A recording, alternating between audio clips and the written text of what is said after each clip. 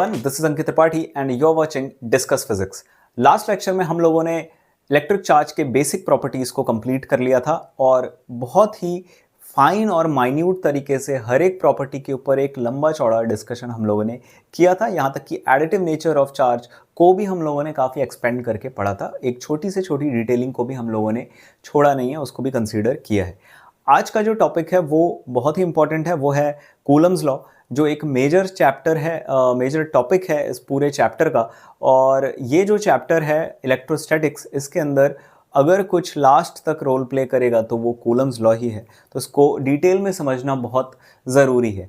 Actual में 1700, अगर हम इस चैप्टर के इस टॉपिक की तरफ जाएं तो हम ये समझेंगे कि 1785 में ऑगस्टिन कूलम जो कि एक फ्रेंच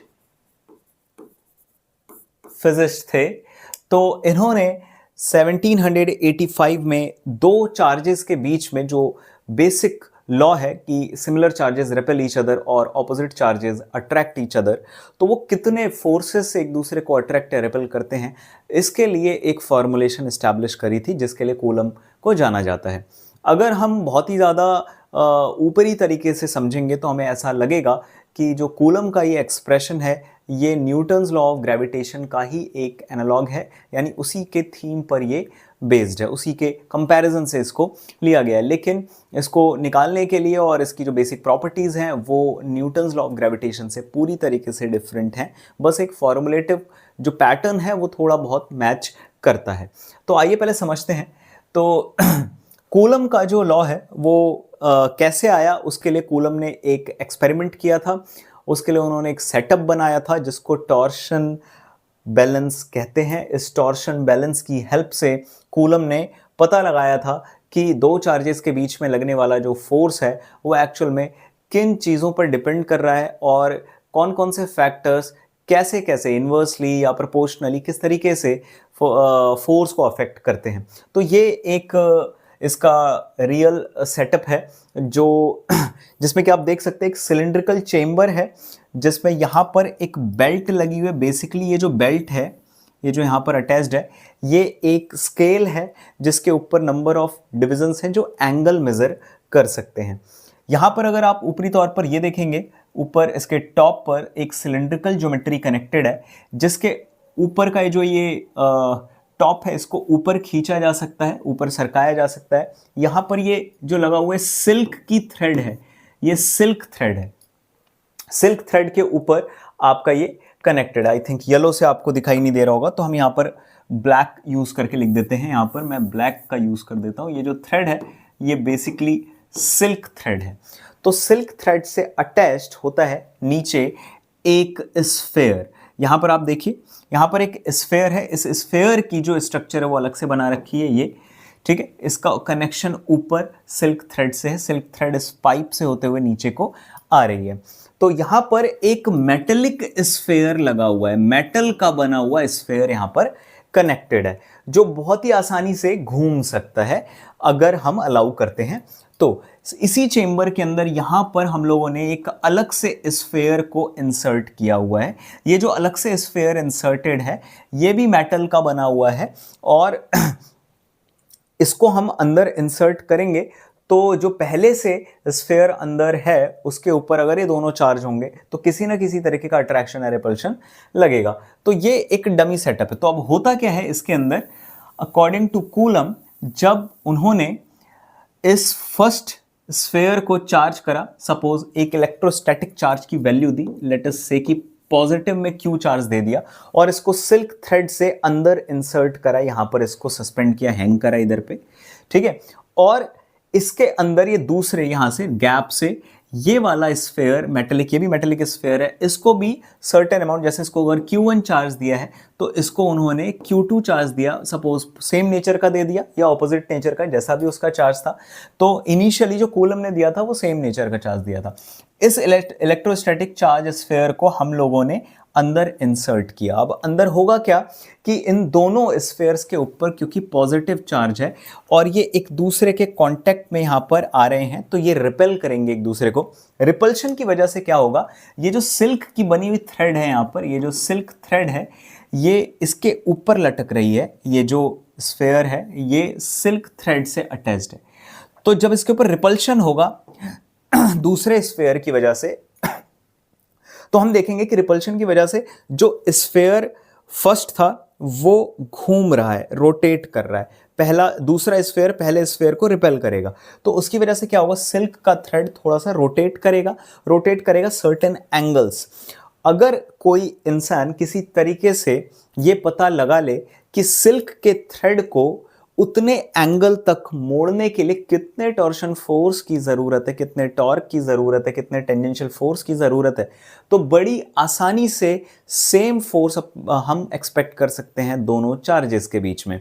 तो सिल्क का थ्रेड कितना एंगल घूमा ये पता लगाना हमारा प्रायर कंसर्न होगा कि किसी तरीके से कितना एंगल वो घूम रहा है, रिपल्शन की वजह से वो एंगल पता लग जाए। फिर घूमने वाला तो सिल्क का थ्रेड है, फिर एक मैकेनिकल फोर्स हम लगा करके उस सिल्क के थ्रेड को उतना एंगल हम टॉर्शन अगर देंगे या रोटेशन अगर देंगे तो हमें पता लग जाएगा कि कितने फोर्स की रिक्वायरमेंट उसके सर्टेन रोटेशन के लिए है, तो उतना ही फोर्स दोनों स्फेयर्स के बीच में काम कर रहा होगा। हालांकि एक कॉम्प्लिकेटेड थ्योरी थी मगर बहुत ही आसानी से हम उसको पता भी लगा सकते हैं। समझने में थोड़ा कॉम्प्लिकेटेड है क्योंकि इसका डायग्राम और इसका जो अरेंजमेंट है वो थोड़ा सा इस तरीके का है, कॉम्प्लिकेटेड सा, मगर वर्किंग बहुत आसान है। तो लास्ट में कूलम ने जब इस तरीके से प्रैक्टिकल्स को किया और इलेक्ट्रिकल और मैकेनिकल फोर्सेस उस सिल्क थ्रेड के ऊपर अप्लाई करके पता लगाए, तो पता चला कि दोनों स्फेयर्स के बीच में, दोनों स्फेयर्स, एक स्फेयर जो आपने बाहर से इंसर्ट किया है और एक स्फेयर जो आपने सिल्क थ्रेड पर अटैच कर रखा था, तो ये दोनों स्फेयर्स के बीच में काम करने वाला जो फोर्स है वो फोर्स कुछ फैक्टर्स पे डिपेंड करता है। तो हालांकि जो दोनों चार्जेस हैं इसमें सबसे इंपॉर्टेंट चीज़ है कि वो स्टेशनरी चार्जेस होने चाहिए। जो हमने इंसर्ट करा उसे भी फिक्स करा और जो सिल्क थ्रेड पे लटका हुआ था वो भी फिक्स्ड था, स्टेशनरी था, दोनों स्फेयर्स में से कोई भी स्फेयर मूव नहीं कर रहा था। तो फोर्स ऑफ अट्रैक्शन और repulsion either they are of same nature or they will be of opposite nature, ठीक है। So the force acting between two stationary point charges is, तो पहला जो उसका आउटकम कूलम ने निकाला था वो ये कि it will be directly proportional to the product of the magnitude of the charges, ठीक है। यानी कि जो फोर्स होगा वो Q1 Q2 के प्रोपोर्शनल होगा। दूसरी चीज जो उन्होंने ऑब्जर्व करी, हालांकि ये जो टॉर्शन बैलेंस वाला जो ये पूरा सेटअप है ये आमतौर पे इनवर्स स्क्वायर लॉ को वेरीफाई करने के लिए यूज किया जाता है।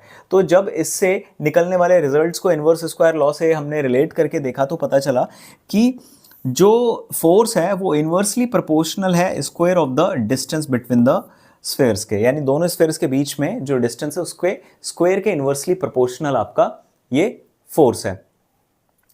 तो लास्ट में जो पूरी समरी बनी कूलम की वो ये बनी कि जो फोर्स है दोनों चार्जेस के बीच में वो दोनों चार्जेस के मैग्नीट्यूड के प्रोडक्ट के प्रोपोर्शनल और उनके बीच की दूरी के इनवर्सली प्रोपोर्शनल होता है। तो F is proportional to Q1 Q2 over R square. ये न्यूटन्स लॉ ऑफ ग्रेविटी से थोड़ा बहुत मैच करता हुआ लगता है। हमने न्यूटन्स लॉ ऑफ ग्रेविटी पढ़ रखी है। न्यूटन्स लॉ ऑफ ग्रेविटी क्या कहती है, दो ऑब्जेक्ट्स के बीच में काम करने वाला जो ग्रेविटेशनल पुल होता है वो दोनों के मास के प्रोडक्ट के प्रोपोर्शनल, उनके बीच की डिस्टेंस के स्क्वायर के इनवर्सली प्रोपोर्शनल होता है। तो कुछ कुछ उसी से मैच करता हुआ ये फोर्स भी स्ट्रक्चर में दिखाई दे रहा है।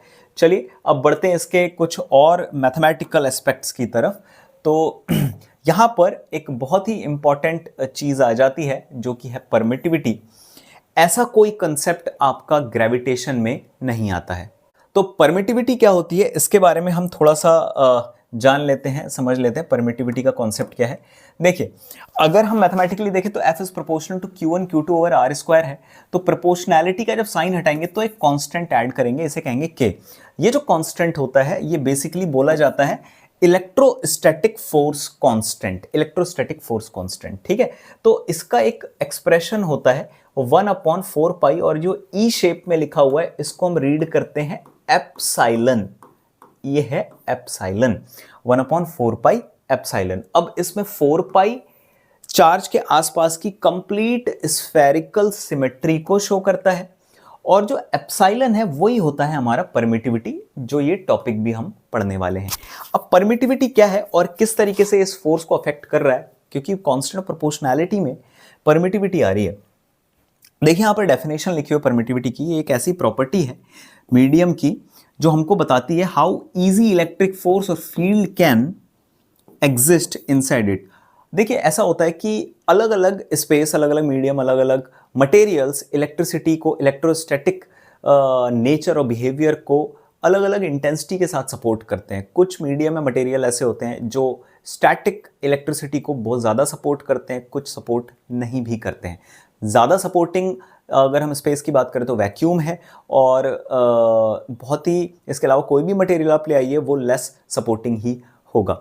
तो परमिटिविटी वो डिग्री डिसाइड करती है, sensitivity, degree of sensitivity of any medium, जो हमको बताएगा कि कोई मीडियम इलेक्ट्रिसिटी को लेकर कितना सेंसिटिव है। इसका मतलब ये होता है कि अगर दो चार्जेस है Q1 Q2, उनको आपने वैक्यूम में रखा एक दूसरे के पास, तो वो जिस फोर्स से एक दूसरे को अट्रैक्ट या रिपेल कर रहे होंगे, सेम चार्जेस को अगर आप पानी में डुबो दोगे तो उनके बीच में अट्रैक्शन है जो रिपल्शन काम कर रहा है वो बदल जाएगा।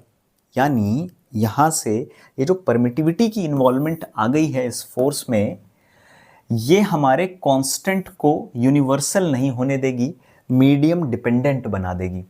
तो जो हमारा कूलम फोर्स होता है इसका एक बेसिक नेचर ये भी है कि ये मीडियम डिपेंडेंट होता है। मीडियम डिपेंडेंट, मीडियम मतलब कि फोर्स की वैल्यू भी बदलेगी, भले आप बाकी सेटिंग्स चेंज ना करो, डिस्टेंस चेंज ना करो, चार्ज चेंज ना करो, लेकिन मीडियम एनवायरनमेंट चेंज करते ही आपका ये फोर्स की वैल्यू चेंज हो जाएगी। वहीं अगर हम बात करें न्यूटन्स लॉ ऑफ ग्रेविटेशन में, तो न्यूटन्स लॉ ऑफ ग्रेविटेशन में ऐसा नहीं होता था। न्यूटन्स लॉ ऑफ ग्रेविटेशन में अगर हम देखें तो F इज इक्वल टू, जो फाइनल एक्सप्रेशन आता था वो आता था Gm1m2 अपॉन आर स्क्वायर। इसके अंदर जो G होता है ये यूनिवर्सल कांस्टेंट होता है 6.63 इंटू 10⁻⁻11। तो ये बदलता नहीं है, यूनिवर्स में हर जगह इसकी वैल्यू फिक्स है। यानी कि दो ऑब्जेक्ट्स के बीच में लगने वाली gravity medium to medium change नहीं हो सकती, लेकिन दो चार्जेस के बीच में लगने वाला रिपल्शन या अट्रैक्शन मीडियम टू मीडियम बदलता रहता है। तो ये हमारे पूरे डिस्कशन का आउटकम है। परमिटिविटी ही वो फैक्टर है जो इसको डिसाइड करती है। अब अगर हम बात करें इसमें थोड़ा सा और इसको आगे लेकर चलते हैं, तो जैसा कि इसमें बता रहा है कि वैक्यूम एक ऐसा स्पेस है जहां पर इलेक्ट्रोस्टैटिक बिहेवियर बहुत ही स्ट्रांग होता है। तो वैक्यूम की जो परमिटिविटी है वो सुपर हाई है। ठीक है, अदर मीडियम्स की अगर हम बात करें या किसी मटेरियल की हम बात करें तो उसके अंदर इलेक्ट्रोस्टैटिक बिहेवियर थोड़ा सा वीक हो जाएगा। ठीक है, और इलेक्ट्रोस्टैटिक बिहेवियर का मतलब क्या है? वही दो चार्जेस के बीच का इंटरेक्शन, अट्रैक्शन या रिपल्शन। ठीक है, तो परमिटिविटी वो पैरामीटर है जो हमको बताती है कि वीकनिंग इफेक्ट जो है, यानी दो चार्जेस के बीच में काम करने वाले फोर्सेस का वीक पड़ना, ये इफेक्ट कितना स्ट्रांगली किसी मटेरियल में या किसी जगह पर काम कर रहा है। तो परमिटिविटी उस पर्टिकुलर मीडियम या मटेरियल की एक प्रॉपर्टी है जो डिग्री ऑफ सेंसिटिविटी को डिसाइड करती है स्टैटिक बिहेवियर को लेकर के। अगर वैक्यूम ही सबसे सुपर वो प्लेस है जहां पर कि ये इलेक्ट्रोस्टैटिक बिहेवियर सबसे ज़्यादा स्ट्रांग होगा, तो वैक्यूम को लेकर अलग से हम स्टडी कर सकते हैं। तो वैक्यूम की जो परमिटिविटी होती है उसे एप्सिलॉन 0 यानी एप्सिलॉन नॉट से भी शो करते हैं। एप्सिलॉन 0 भी कहा जा सकता है, एप्सिलॉन नॉट। इसकी वैल्यू डिसाइडेड है 8.854 इंटू 10⁻⁻12, और बहुत ही इंपॉर्टेंट है इसका यूनिट जो कि है coulomb square newton inverse metre inverse square. ठीक है, जिसको कि फैरेड पर मीटर भी कहते हैं। मैं फिर बता दे रहा हूं, फैरेड पर मीटर। क्यों? क्योंकि ये एमसीक्यूज में आता है। फैरेड पर मीटर कह लीजिए परमिटिविटी की यूनिट, या फिर coulomb square newton inverse metre inverse square कह लीजिए। ठीक है, तो अगर हम वैक्यूम के लिए इलेक्ट्रोस्टैटिक कांस्टेंट पूरा 1/4 पाई एप्सिलॉन नॉट की वैल्यू निकालेंगे तो वो आती है, इसकी वैल्यू पुट करने के बाद और पाई की वैल्यू पुट करने के बाद 8.987 इंटू 10⁻9, या जिसको 9 इंटू 10⁻9 भी कहते हैं, क्योंकि 4 पाई की कोई यूनिट नहीं होती और एप्सिलॉन नॉट की जो यूनिट है वो ये है। तो 1/4 पाई एप्सिलॉन नॉट की यूनिट में यही सारी पावर्स जो होंगी वो इन्वर्ट हो जाएंगी। तो न्यूटन -1 था, यहाँ +1 हो जाएगा, मीटर -2 था, यहाँ +2 हो जाएगा, कूलम स्क्वायर था, यहाँ इनवर्स स्क्वायर हो जाएगा। तो ये 1/4 पाई एप्सिलॉन नॉट यानी इलेक्ट्रोस्टैटिक फोर्स कांस्टेंट की यूनिट है, और ये सिर्फ परमिटिविटी की यूनिट है। ठीक है, और इसको हम इन जनरल टर्म्स फैरेड पर मीटर कह रहे थे, तो इसकी यूनिट को हम क्या कह सकते हैं, फैरेड इनवर्स मीटर भी इसको कहा जा सकता है। तो जो कूलम का लॉ बना, वैक्यूम के लिए जो लॉ बना, द लॉ फॉर वैक्यूम, वो बना F इज इक्वल टू 1/4πε0 की वैल्यू कितनी है, 9 into 10⁹ Q1 Q2 upon R square. ये सिंपली लॉ बोला जाएगा। अब कुछ बहुत ही इंपॉर्टेंट बातें इसमें रह गई हैं, दो बड़े इंपॉर्टेंट टॉपिक्स हैं।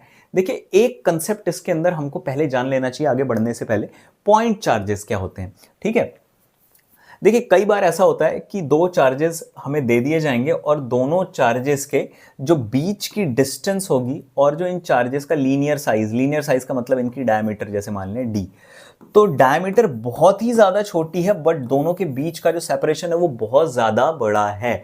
तो अगर ये कंडीशन अप्लाइड है कि linear sizes are very much small than separation between them, तो ऐसे केस में ये चार्जेस किसी भी शेप के हों, इनको हम पॉइंट चार्जेस बोलेंगे। यानी चार्जेस का जो अपना लीनियर स्पैन है वो बहुत ही ज़्यादा छोटा है as compared to the distance between both charges. तो उस केस में चार्जेस को हम क्या बोलेंगे, पॉइंट चार्जेस बोलेंगे। ठीक है, एक लास्ट चीज आज वाले वीडियो में हमारी जो रहेगी वो रहेगी यूनिट चार्ज। यूनिट चार्ज क्या होता है, देखिए unit charge basically point charges ही होते हैं।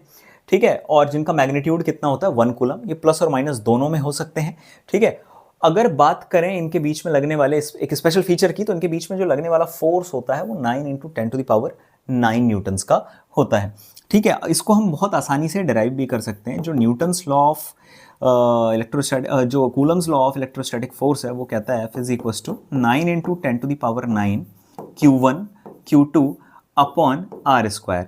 तो अगर हम दोनों चार्जेस की वैल्यू को 1 कूलम कह के डिफाइन कर रहे हैं और इनके बीच के सेपरेशन को 1 मीटर मान लें, तो जो फोर्स है आपका इलेक्ट्रोस्टैटिक फोर्स कांस्टेंट के इक्वल आ जाएगा, इतने न्यूटन। यानी कि 1 कूलम या यूनिट चार्ज की वो वैल्यू है, वो मैग्नीट्यूड है जो 1 मीटर के सेपरेशन पर रखे दो चार्ज ऑब्जेक्ट्स के बीच में 9 इंटू 10⁹ न्यूटन्स का force, electrostatic force of repulsion और अट्रैक्शन क्रिएट कर दे। तो ऐसा चार्ज यूनिट चार्ज बोला जाएगा। ठीक है, तो यूनिट चार्ज, एक बात ध्यान रहे, ये पॉजिटिव नेचर के भी हो सकते हैं, ये नेगेटिव नेचर के भी हो सकते हैं। इनका मैग्नीट्यूड 1 कूलम का रहेगा। तो ये थी एक ब्रीफ जानकारी हमारे कूलम्स लॉ के बारे में। इलेक्ट्रोस्टैटिक्स में कूलम्स लॉ का अपना बहुत इंपॉर्टेंट प्लेस है और सारी की सारी जर्नी की शुरुआत ही यहीं से होती है। नेक्स्ट लेक्चर में हम कूलम्स लॉ के कुछ बहुत ही इंपॉर्टेंट फैक्ट्स के बारे में और पढ़ेंगे। तो मिलते हैं नेक्स्ट लेक्चर में, तब तक के लिए जय हिंद।